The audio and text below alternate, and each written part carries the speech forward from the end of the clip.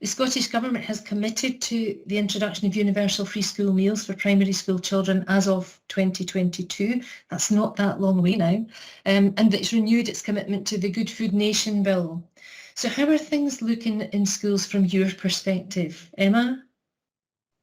The last 18 months have been incredibly challenging for many due to the COVID pandemic. However, in the period of recovery, and as we settle back into our building-based learning, I'm sure the commitment to universal free school meals will be a welcome sign for many schools and families. The provision of nutritious school meals supports us to really look at our priorities of getting it right for all of our children, particularly when we consider the impact of poverty and equity.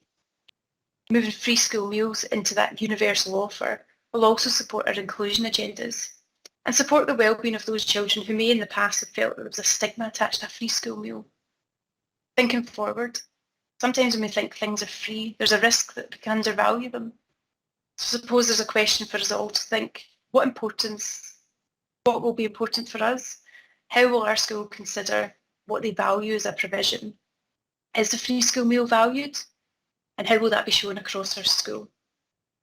Jerry, I'm sure things have looked very different for you and your team this year.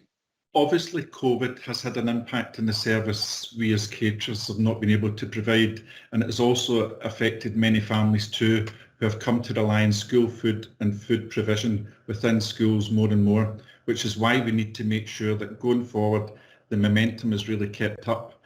Universal free school meals is a fantastic opportunity to ensure that all primary school children will receive a daily healthy, balanced, nutritious lunch, and is also great news for school caterers.